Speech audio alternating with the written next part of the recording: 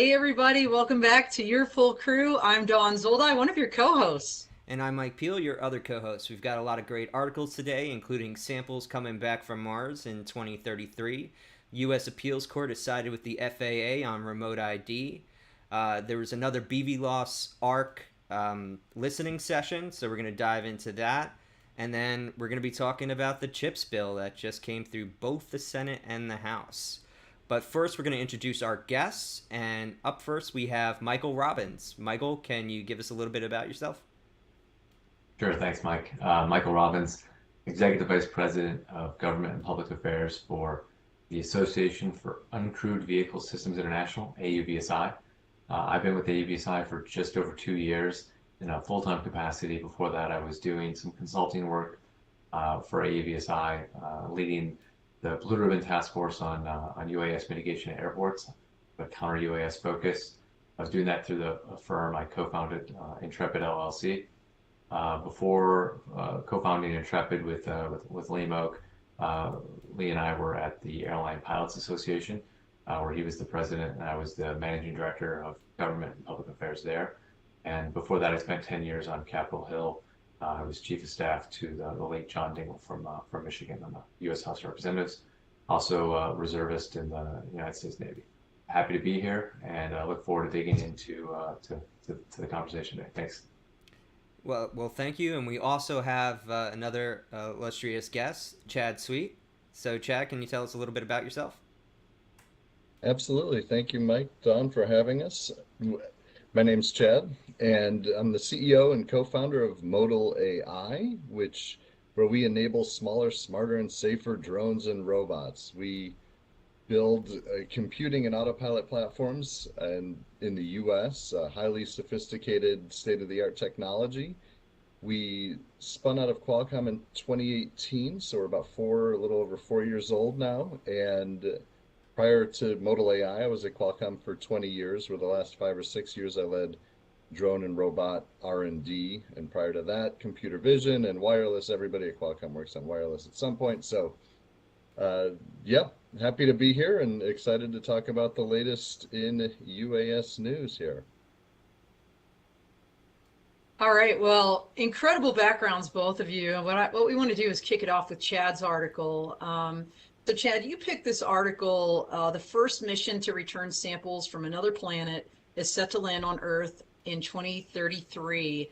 So we don't get a lot of space talk on here, but it's super important. And frankly, it's important to almost every tech industry space. But this is a little different. Tell us about like what this article says and why you picked it. Yeah, absolutely. There, so it's incredibly ambitious what they're describing in this article, like maybe the most difficult thing ever tried in an unmanned sense and robotic sense. And so it's exciting to see if you work in this industry. It's really exciting to track this sort of thing. And the so what is going on Mars now is they have this Perseverance rover, and what came along with it as an experimental vehicle was a helicopter called the Ingenuity helicopter. So there's a Perseverance rover and Ingenuity helicopter, and the idea right now is that the Perseverance is going around collecting samples. It's collected 11 what they think are scientifically interesting or scientifically important samples, while the helicopter has been flying around and basically was seeing if it worked, right? Nobody had ever flown a manned or not, or a man-built or a self-propelled vehicle, a winged vehicle of any kind on another planet. And so Mars has a very thin atmosphere, but it does have an atmosphere, so the helicopter could get off the ground. So actually, the project I led at Qualcomm, which built Snapdragon Flight, the Snapdragon Flight is actually the navigation computer on the helicopter. Oh, So wow. we have a tiny little bit of a connection there, which is really cool. And so that helicopter's flying around collecting imagery, and it's proven that it's really useful for ISR capability, just like unmanned aerial vehicles have proven to be useful for ISR capabilities on the ground, or I'm sorry, on Earth, by ground Earth. And so the Perseverance is going around looking for signs of life, and they've had a ton of success. Perseverance Health is checking out. It's looking really good. So now they've changed their plan. The original plan was to send another rover to go collect samples. Perseverance is doing so well that they think instead of sending a rover, they could actually send 2 helicopters, which would go help the mission be much more quick and efficient, because the helicopters can get up in the air, find the samples, potentially move them closer to the rover if they got stuck, or maybe dust covered on them or something, like, whatever I'm not exactly sure what how they're going to achieve it. Maybe they don't know either at this point, but the helicopters will go out, help. The article mentions there's some robotic arm element on the helicopter, which is really fascinating, right? You have a helicopter on another planet with an arm that's going to go manipulate the situation. And so now you have these 2 helicopters, and they'll be trying to help the Perseverance collect those samples. But where things get really interesting then is what they call the Mars Ascent Vehicle will be there, which will be the first rocket launched from another planet. That Ascent Vehicle goes up and intercepts somehow. It's not clear in the article whether it'll be orbiting Mars, but there'll be another spacecraft that meets that rocket to get the samples. Either it gets the rocket or gets the samples, gets all the way back to Earth, and then sends the samples from that orbiter, or the Earth, what do they call it? Earth return orbiter. That'll send the samples back down to Earth once it gets back in Earth's orbit. So it's a pretty wild ride. I mean, no doubt. I mean, when you think about multi-domain systems, and that's like AUVSI's bread and butter, right? I mean, this is it right here. The only thing I didn't hear was like some kind of subsea, or because there's no water that we know of on Mars. Is that right, Chad? I'm just kind of recalling Frozen from water memory. at the poles, I thought. Yeah, I think they have found water now, which is why these experiments are important, is because water, they think, of course, is the key ingredient to life. And so they want to see with these samples if life has existed. I don't know that they think it's there now, but I think they're looking for evidence that it existed at some point with that water. Well, it sounds like they need to stick one of those Nixie, water sampling collectors onto the helicopter to dip it into the water and then bring it up to the orbiter. Wow, that's a wild, as you said, a wild ride. Michael, so AUVSI, you guys are very multimodal, right? This kind of space arena aspect, is that something that you all get involved in as well? Not in a major way, no. I mean, we have so many regulatory challenges, down here on Earth, and largely the air and the ground domains. Not quite so much in the maritime. That has been our primary focus. I don't think there's a tremendous number of regulatory burdens operating on Mars, but maybe we're missing something. There will be regulation on Mars. Yeah, exactly. You know what? I'm sure. There. I was going to say, I'm sure someone's going to figure out some regulations for Mars, but in the meantime, Michael, to your point, there is absolutely plenty on Earth to keep us busy, right? If challenges exist on Mars, then AUVSI will be there to help. So Mike, unless you have thoughts, I'm thinking this could be a good segue to some of those regulatory challenges right here on Earth.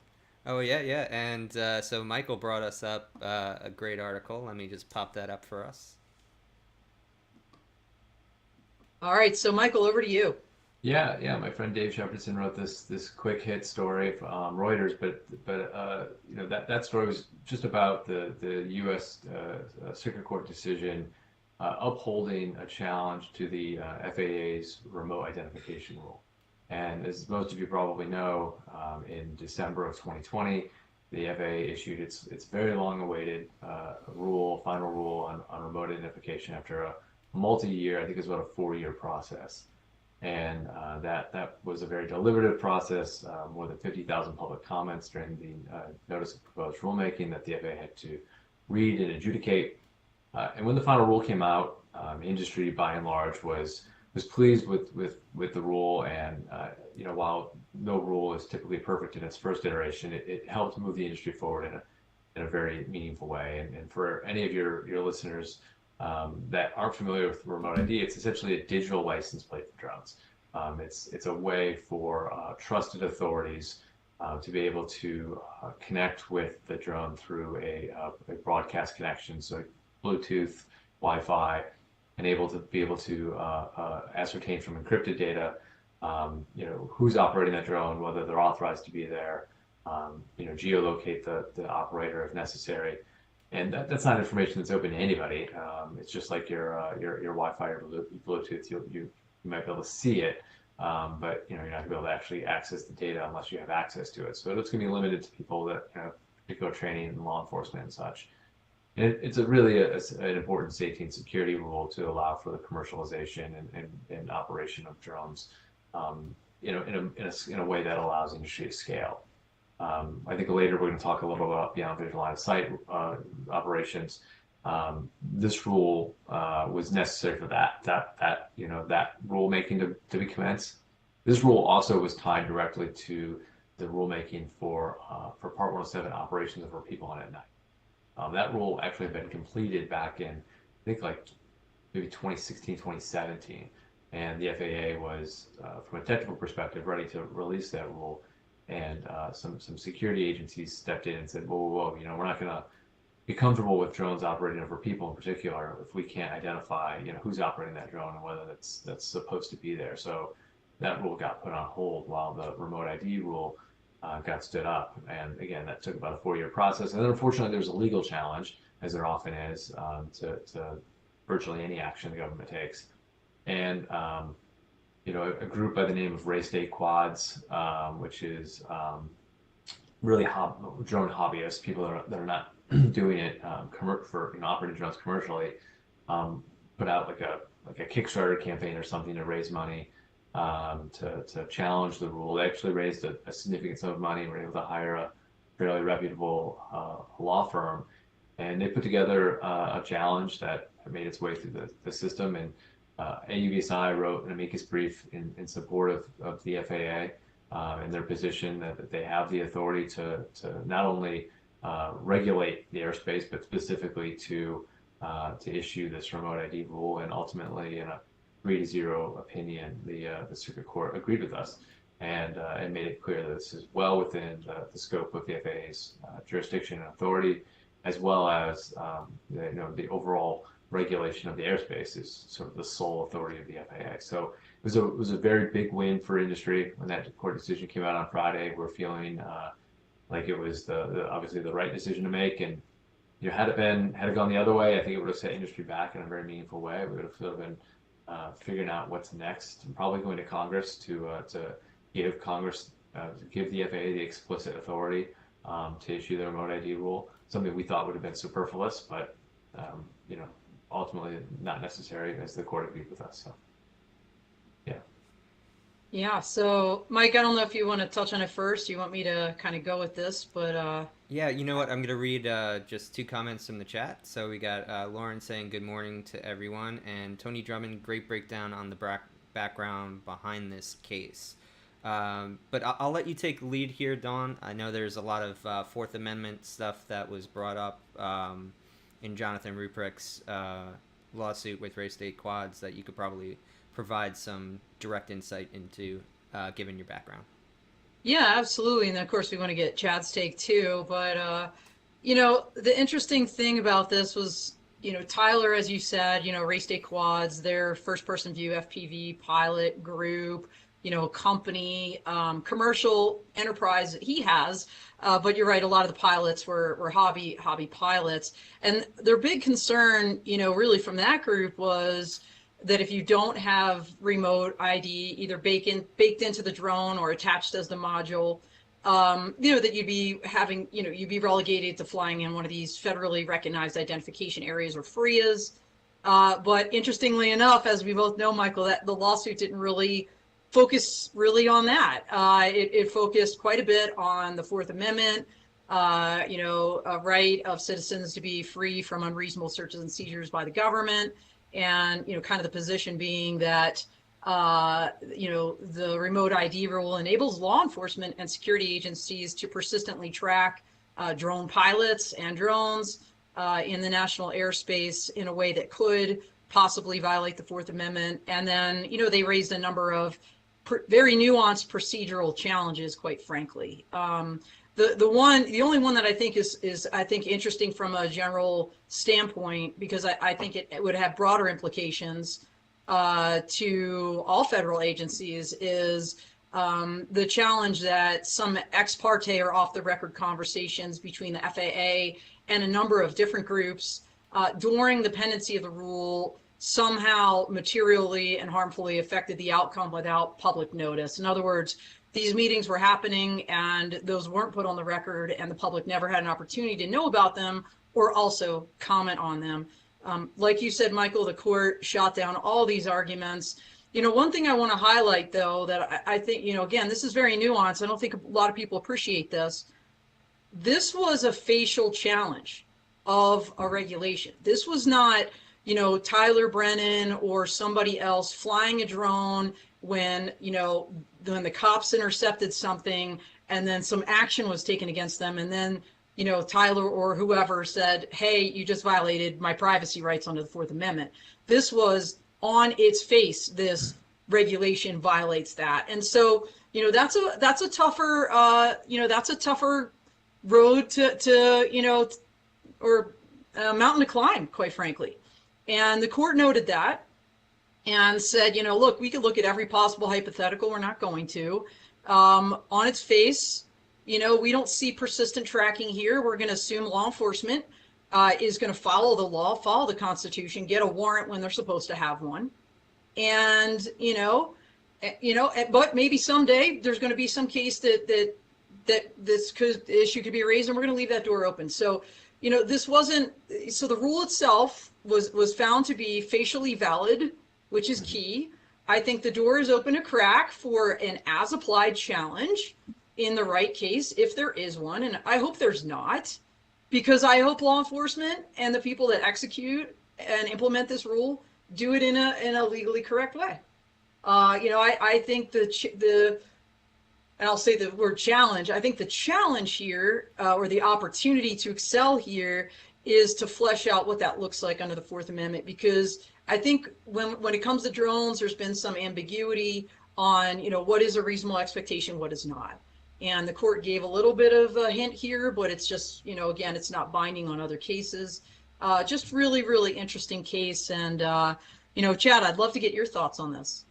Well, I'd also like to get Chad's thoughts from the manufacturing side, Well, because how much does remote ID even matter, in the way that you're thinking about drones? Well, I mean, I think that the first challenge has been from the manufacturing side is what do you actually need to build? Right.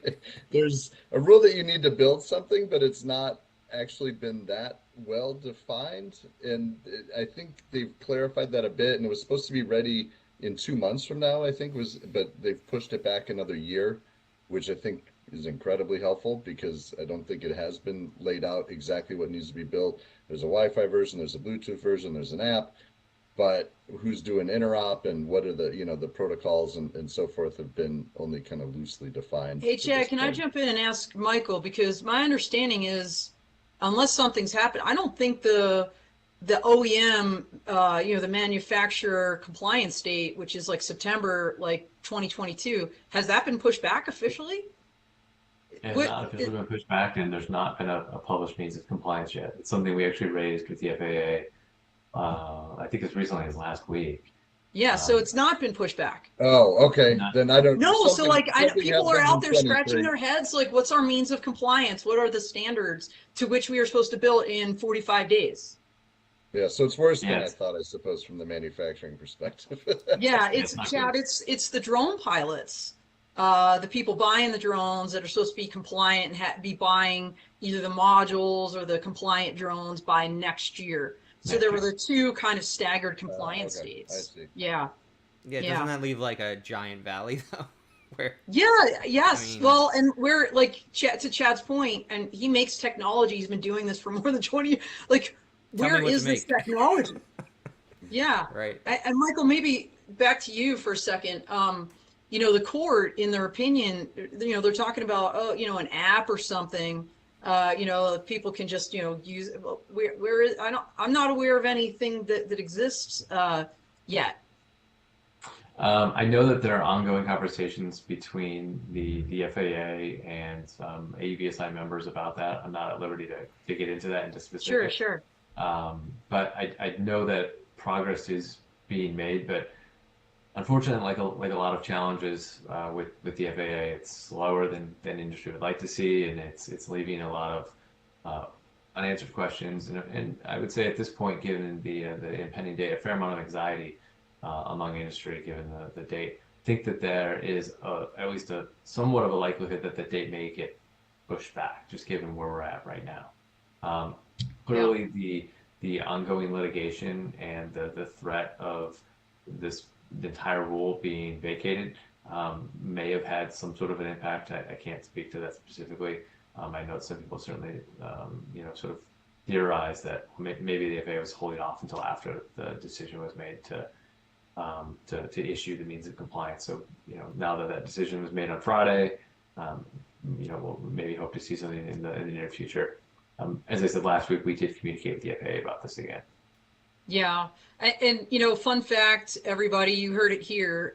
There's actually an appeal process. So, has the fat lady sung ? Under Rule 40 of the Civil Rules for the District Court of the District Court of Appeals for DC, 45 days from the date of that opinion, there is a window where race day quads could request a rehearing. Now they'd have to justify that. I understand those are rarely granted. Option B is that's denied. They can go direct, request certiorari to the United States Supreme Court. That's pretty high speed. I don't know that they would do that. But my point is, like, the uncertainty exists and it continues on a regulatory level in a way, and certainly from a standard standpoint, and then, from the technology side, like all of it. So, Mike, what do you got? I think we're almost at our halfway point or maybe a little past, and I'd love to hear about our sponsors. So we'd like to thank our sponsors as always. We have ISR Ideas, the Drone Code Foundation, Vodix, and Dragonfly. Yes. There they are. Perfect timing. Perfect timing for popping up. I'd also like to remind anybody, if you enjoy what you're viewing today, please smash the like button, subscribe, and hit the notifications on YouTube, or go to fullcrew.io and subscribe there so you'll never miss an episode. So the next thing up actually is from Dawn, and it kind of continues what we're talking about here. So the second session for the BVLOS ARC public listening session happened on YouTube, and so what was actually discussed, Dawn? Well, there were a lot of things discussed. Before we get into great detail on that, I want to give props to the FAA here, right? So here we've got the Beyond Visual Line of Sight Aviation Rulemaking Committee. They selected a number of folks from industry and all over the place. They took about a year, pushed out a report, 400 plus pages long, with a bunch of recommendations. The FAA is deliberating on that, and as they're looking to put out a notice of public rulemaking, we hope, they're actually going back to the public before there's even an NPRM, right, notice of public rulemaking, and saying, hey, just based on the report, what are your thoughts? And by the way, here, these are two FAA professionals. We've got Jay Merkel and his colleague here that led these efforts. So props to the FAA, and I love the transparency here. And frankly, even though the Administrative Procedures Act, in the case of race day quads, became clear, there is no requirement, it's okay to have off the record conversations. Why do it? And if you do, just put them on the record. This is a beautiful example of what should be. And so hearts to the FAA, love this. Okay, so what is happening here? Last Wednesday, I'm just telling you guys, if you didn't listen to it, you should go back and listen. It's like the pitchforks were out, everybody. So you had two camps, if you will, right? We're talking about sides in the race day quad case, but for beyond visual line of sight, the law enforcement crowd was loving they're loving it. They're like, absolutely, look, we've been doing this with the integration pilot program, tactical BVLOS, we got approvals. Chula Vista PD is also in the Beyond program. I think they said over 15,000 public safety flights. We've proven the concept. Let's get going. What are we waiting for? And then on the other hand, you had two key groups. I'm going to say really a group, and then like a lone wolf, I'll call him, the lone dawn, the lone weather dawn. So you had like the balloon people and the balloon industry, right? The lighter than air crowd was like, hold on a minute, what about us? Because they were like, you never really thought about us. We're flying routinely below, 500 feet above ground level. And the whole recommendation for right-of-way rules and to modify those that others, that the drones have the right of way, at those low altitudes, and others have to get out of their way. The balloon people are like, we can't. We literally have like a flame, and it takes us like 15 minutes to turn this thing. So people will die. Like, this is a problem. Like, we need to really seriously reconsider this. And they were making points, honestly, I never thought about, and I thought they were very solid. That's just my personal opinion. Don Vershoff from True Weather Solutions, the weather guy, he's like, hey, everybody, can we talk about weather? Because nobody's really talking about weather, and it's a really big deal, especially below, the low altitude, as Don calls it, the kind of desert, the data desert of, what is the weather, at that level, which is going to be so critical for routinized and scalable and regular BVLOS operations. And so what Don posited was, hey, let's make this real. Okay, let's make this whether a required component of beyond visual line of sight in your rule, not just a nice do. And by the way, this is a little article I wrote about Don, True Weather, Grand Sky, North Dakota, and Meteodrone, a Swiss company. The Swiss company is Meteomatics. They have a Meteodrone that's a flying weather lab. They're launching the first statewide low altitude weather system in Grand Forks, North Dakota here in October. So really exciting news there. But the point is, sensors must be everywhere. And this is a big deal. We have to start talking about this now and taking it seriously, not just in North Dakota. So let's go to Chad first. What are your thoughts on this, Chad? Because, beyond visual line of sight and this upcoming rule, we hope, is a big deal, and people are raising pretty great concerns.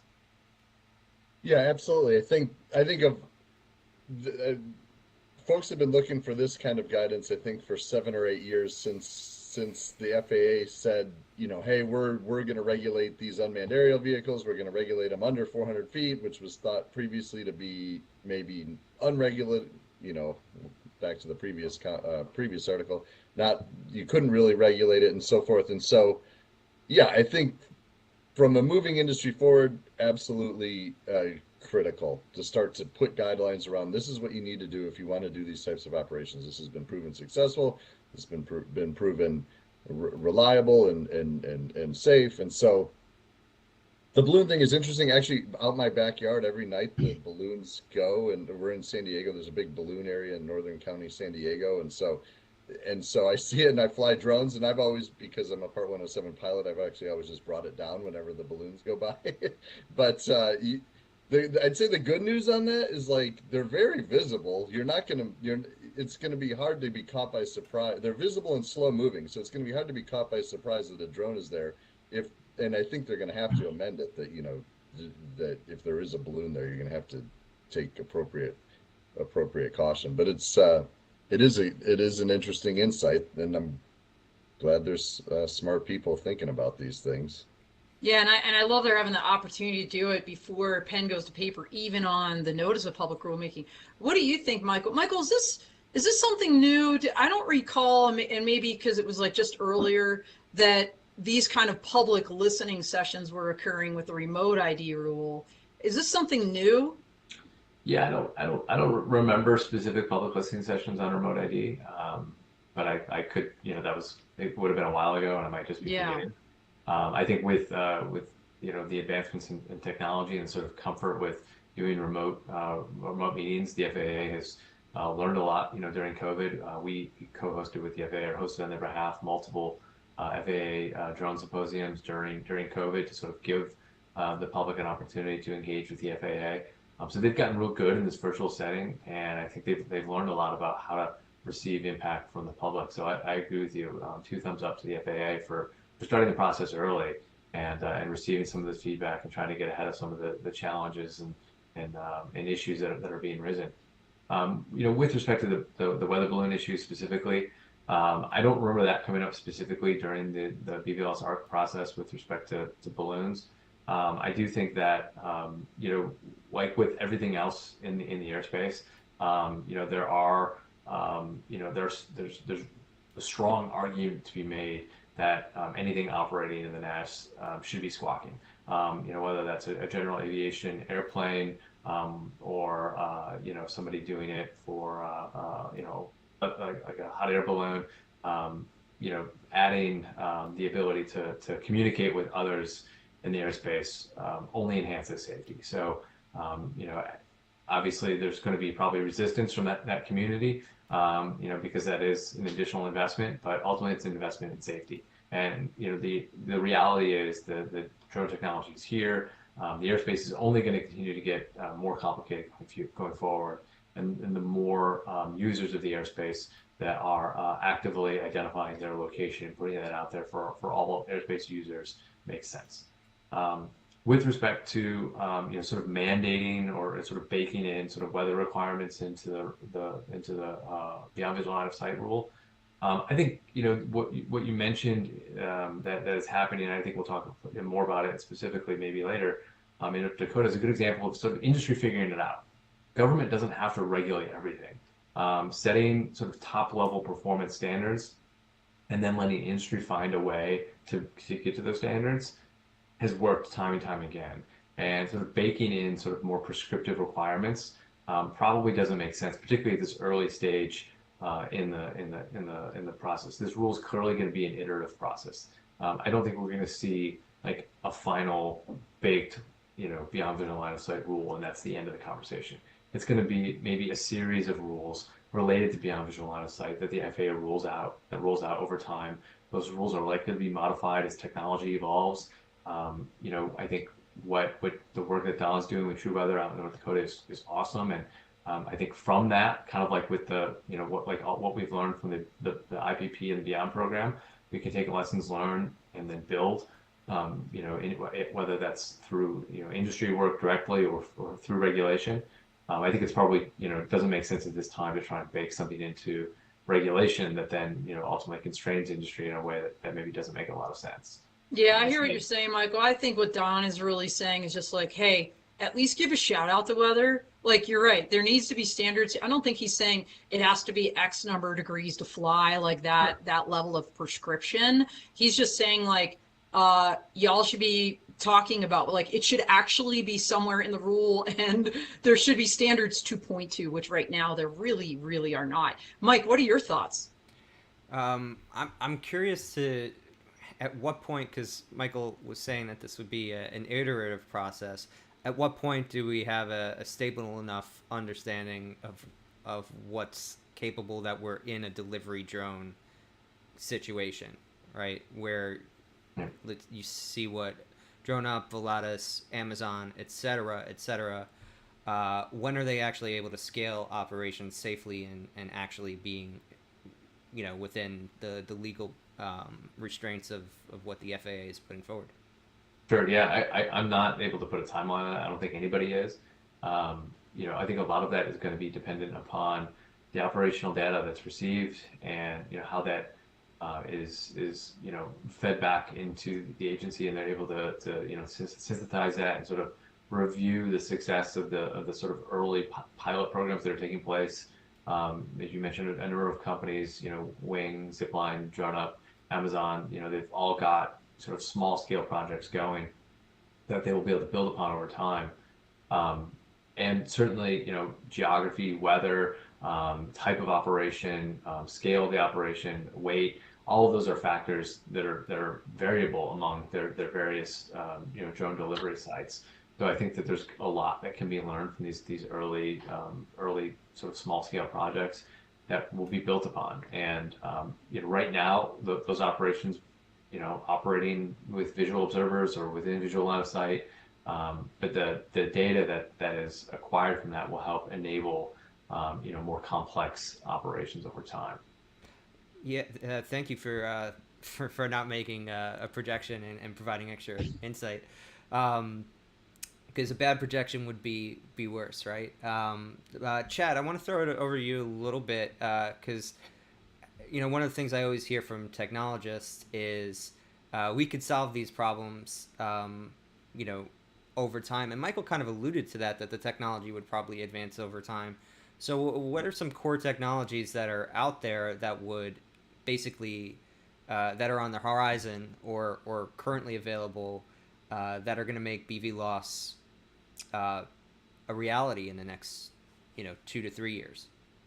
You just made a projection, Mike. You just violated your own rule, my friend. No, But anyway, back to chat. I'm asking him to talk about which technologies are available to make this possible.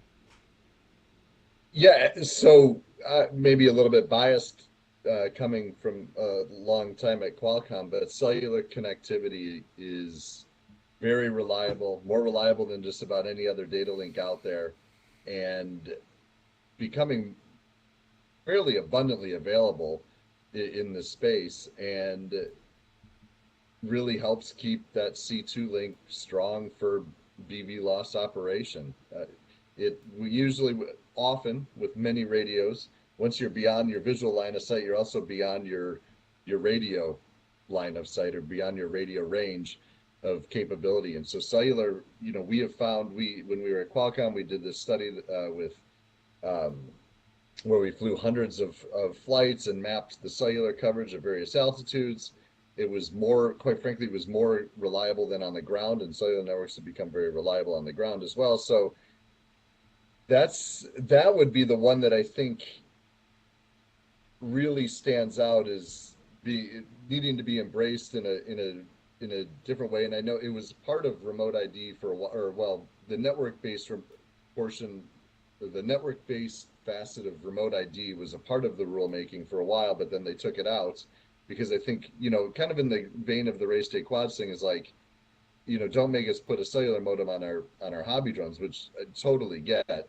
But for this BVLOS situation, where your only other option would be a satellite link, and satellite links are huge and heavy and super low data rate, and so I don't think you have that many great options I think you need to maintain connectivity with the vehicle especially once it's beyond your visual line of sight. That's actually probably a lot of people can fly without without any visual feedback, and when it's in line of sight. Now it goes out beyond line of sight. I think you really need some way to know where the thing's going and what's going on, and if there's problems occurred and so forth. So I think that the ability to keep constantly connected is really going to be a core part of what enables beyond visual line of sight. As a part, in terms of robustness, I would say the industry as a whole has learned an incredible amount over the last 7 or 8 years in terms of how to build a higher quality aircraft. Back when it got started, things, there were GPS flyaways and there were all sorts of unreliable aspects of it, and that has radically improved. And so that's where I think the folks like the Chula Vista PD and the folks that are able to do this and record and do the flight logs and feedback, like, look, we've done this 100 times in a row, 200 times in a row, 300 times in a row with no real significant issues. That's going to be a big part of it as well, just from, maybe that's not a true technology aspect of it, but it's like this is the type of thing that has to happen. Well, thanks for bringing us up to speed on the tech side, and it's interesting because I've actually not heard a lot of talk about connectivity, but it seems kind of fundamental to the whole thing actually working. It's funny how the less like excitable stuff doesn't get covered enough. So thanks for bringing some light to that. I want to bring highlight comment from the chat. We got Chris Wedgeworth, who's a super fan. The app for remote ID should be for the proper authorities and not the general public. So he didn't put a period or an exclamation point on there, but I could hear it. So thanks, Chris, for commenting. We enjoy getting feedback, so if anybody else wants to comment, please do. All right, last article up is... So the House passes a bill to subsidize U.S.-made semiconductor chips in win for Biden. So want to give a shout out to Lauren from ModalAI, because she actually updated me that this passed the House. So this came through really quick, and it's a really interesting bill because it's framed in almost a defense language, right? So the idea is this is a $52.7 billion bill, and it's for national defense. And it also prohibits the recipients of federal incentive funds from expanding or building new manufacturing capacity for certain advanced semiconductors in specific countries that present a national security threat to the United States. So this is very clear that we're not just giving money out to strengthen the chain with what I'm assuming is China or other perceived threats. But on the other side of that, we're also only giving $500 million to establishing other international chains.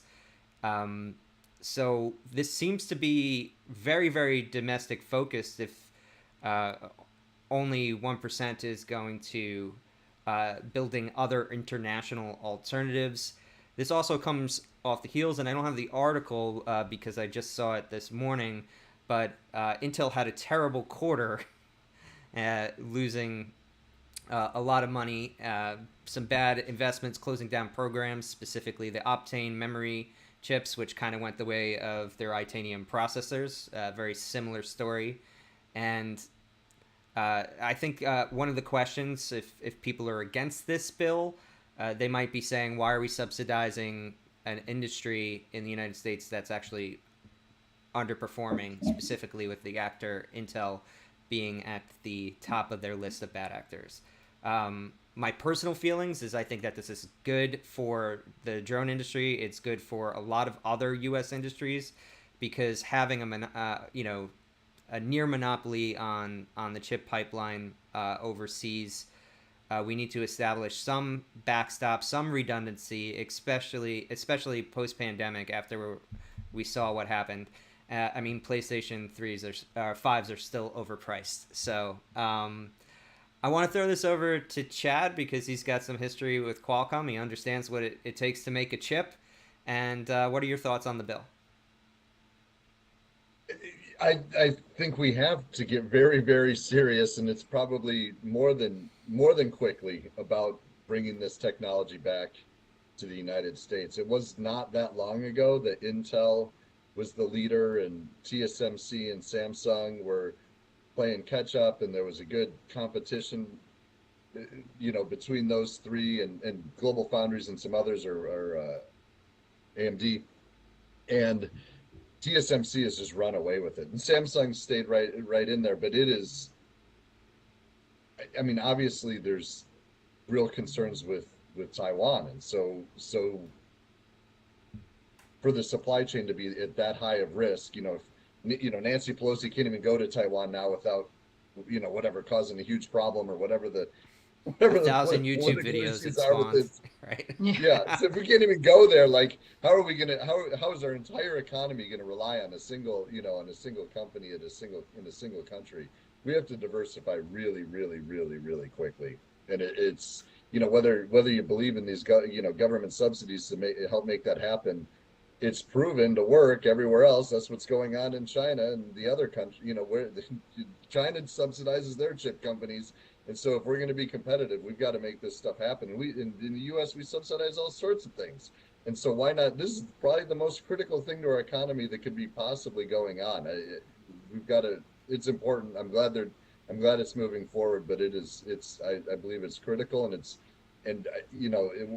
not going to be next year that we're caught up. It's going to take some real time too. This is tough stuff.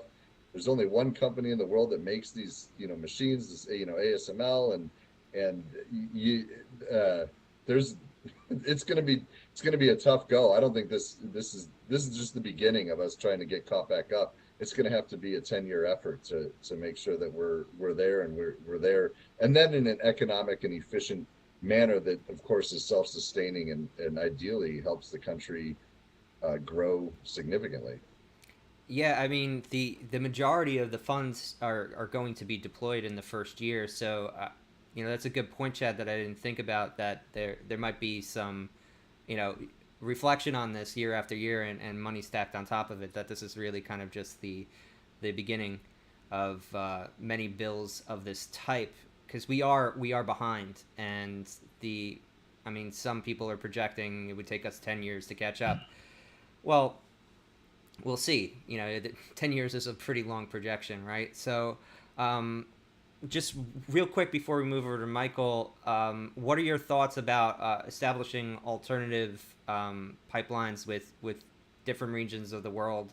Because there was only 500 million put to that, which I thought was a low number, and I think the expectation to be able to build in the United States, that might actually put us behind if we're trying to rapidly build this up for defense purposes, because it takes longer and more money to build here in the United States than it would, say, in South America or Africa or even elsewhere in Europe. Yeah, that part I'm not as familiar with. I would assume, I guess I would have assumed it was more of a South Korea thing with Samsung. Mm. That would maybe they're not in as, or well, I guess they have their South Korea always has a little bit of a problem with North Korea, but no place Just I a guess little. perfectly Tiny. safe. Tiny bit. But there's I would have, that's my assumption, is where that would end up going, is trying to help move some of this stuff over to Samsung as well. But I that part is not as clear to me. Awesome. And also on that front, we've made a recent, I think, agreement with Japan, who's also going to be funding some research on this side, and they're investing in an allyship on this front, much like we actually had prior to 1999. So, Michael, this is clearly written from a defense angle. AUVSI has great insight into defense contractors, manufacturers. What's the rumblings from your side of the fence? Yeah, I mean, so first and foremost, I think this bill really was envisioned to level the playing field for the United States. The word subsidy gets thrown around a lot, and perhaps in some ways it's a fair term, but to Chad's point, other countries, particularly China, have been subsidizing their industries to the detriment of U.S. manufacturing for a long time, and we've seen that in a number of industries, whether it's semiconductors or solar panels or drones. And increasingly, U.S. competitiveness and U.S. manufacturing and U.S. workers have been on the losing end of those Chinese subsidies. So what Congress worked on with the Chips and Science Act was a full package. You mentioned 52 billion in dollars to domestic manufacturing, but it's actually a $280 billion bill, and more than $100 billion is going to research and development, largely through the National Science Foundation, that'll be spread out over the next decade to enhance U.S. competitiveness, enhance U.S. R&D, and enhance U.S. manufacturing. So it's actually a significantly larger investment in the United States. And while all of that is geared primarily towards semiconductors and sort of generating the next evolution of semiconductors, that's going to have direct impact on the drone industry, on the automated cars and trucks that are on our roads, really across all domains of uncrewed systems technology. So the impact of this bill, both for the commercial and defense sector, really can't be understated. And I think you just look at some of this bill's biggest champions. They include Lockheed Martin and Airbus and Boeing and General Dynamics and Huntington Ingalls and a lot of big defense companies that have struggled with their supply chain over the last couple of years. And there's sort of a sort of running joke this last week on Twitter as a lot of these big companies had their earnings calls. What are their two big shortages? Chips or supply chain challenges altogether, and workers. And skilled labor is another significant deficiency in the United States. And again, some of the funds in this bill will be helping to remedy that by helping to train next generation of workers, invest in opportunities for the workers. There's no point in training people if there's no opportunity from the work. So by creating a manufacturing base in this industry, which the U.S. currently is very deficient in, it creates an entirely new opportunity for people to train up and to learn new set of skills and have good paying jobs that help the industrial backbone of this country, both for commercial and defense. So this is a very significant investment. It's funny, I chuckled a little bit, Mike, when you said this all happened very quick. It happened very quick, but it happened very slow, because this bill was originally written in its first form, I think, almost 4 years ago. And has gone through, it failed, didn't pass out of the last Congress. It did make it through this Congress, and when it finalized, it did get through the Senate and the House, very quickly at the end. But it was a very slow process getting to that point, as a lot of big things are. And I think at some point we'll look back on this bill and say, wow, this was a real turning point for the U.S., where we took a meaningful step towards investing in our own future and our own national security. And I hope this isn't the end of the conversation. I mean, the worst thing that would happen is if Congress says, well, we did our job, we did this one thing, and we're now done investing in sort of in technology, in manufacturing. This hopefully is the beginning of what becomes a trend of the United States government looking out in the future and finding areas where we are weak and where we do need to invest to enhance our national security and our global competitiveness. Yeah, what I was going to say is I think what happened, obviously, between then and now, Michael, right? Russia invaded Ukraine, and I think, and then you see all of these things in the South China Sea and kind of the shows of force and like flexing military muscle. And, geopolitically, there's just a lot going on. And I know that, there's a parallel here to some of those the fiscal year 20 NDAA, right, and the prohibition for the DoD to purchase drones made with Chinese drones are made with Chinese components, and people kick and scream and say, oh, look, country of origin bans, why are we doing these things? But the reality is, like, there are countries that are very problematic, okay, from a national security standpoint, and Russia's one of them, China's another, North Korea, Iran, right? There's just got to be some red lines. And until you can be self-sufficient and not have to rely on countries that are threatened by those countries or those countries themselves, then, your national security, your entire economy is at risk. And so I love, Michael, what you said, that this bill, there's a couple things about this bill that I love. Number one, it's bipartisan. Okay. So just like the Chinese drone issue, this was not like one party or the other, like in a completely toxic political environment. Both sides locked arms and said, this is a problem. Houston, we have a problem. Let's do something about it. And they're doing that here. The second thing I love is the two-pronged focus, not just on building the technology, but building the workforce that needs to exist for that technology. And so lots to be said here, but, I think both of you in one way or another said, kind of better later than never, I guess. But, I hope it's not too late, because, you see these things like Mike and Chad said, this kind of 10-year horizon. Holy shnikes, what could happen in 10 years? I mean, just look at the last 4, right? So I feel like there needs to be a greater sense of urgency here, and R&D and all that. That's just wonderful. But like, let's just move out. Like, we know a company is making these things. We know the requirements for these things. We've got really smart, innovative people. Like, let's just make that happen. Well, the biggest issue on timeline is actually the fab production, right, Chad? That's a huge kind of, it's years to produce a single fab. Am I correct there?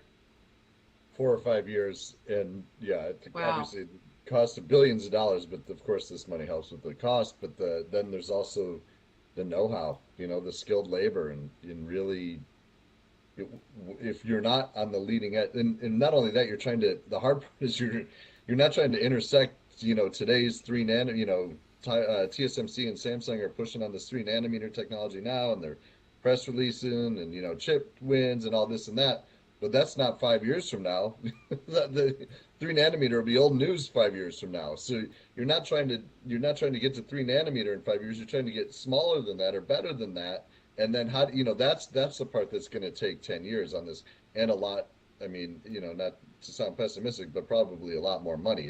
You're not trying to get to today. You're trying to get to 5 years, Yeah, 10 years tomorrow. from now. Yeah, you're almost Yeah, accepting the near term. I don't want to call it a loss, but that we're not going to be top of market, just because we threw 52 billion, and actually even in Michael's words, over 200 over the course of time.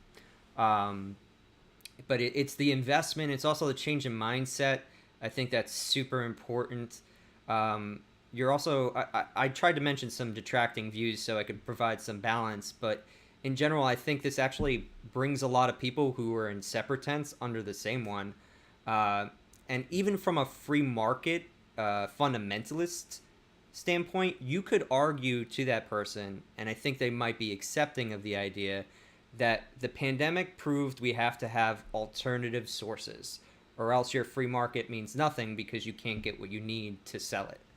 And I think that along with what's going on in terms of the geopolitical situation, has brought everybody under the same reality of, like, this is just important. Whatever reason you think it's important, it is important. So we're going to put money behind it, and it got the rubber stamp finally fast because of that. So any final comments, because we're coming up on the hour. So Chad, what would you like to leave people with? I think maybe another way to say what you're just saying, Mike, is there's reasons to do things other than just lowest cost. Amen. I like that. I'm gonna have to cut a clip for that one. Yeah, for there the you YouTube go. channel. Michael, any parting words you'd like to leave the audience with? Just thank you to you, Mike, and to Don for having me. It was a lot of fun, and I look forward to joining you again at some point in the future. Awesome. All right. Thank you very much. We've got a lot coming up this week, so I'm going to throw it to Dawn so she could talk about everything that's on the palette. Actually, hold on. I got a comment from Jonathan Songer that I want to read out.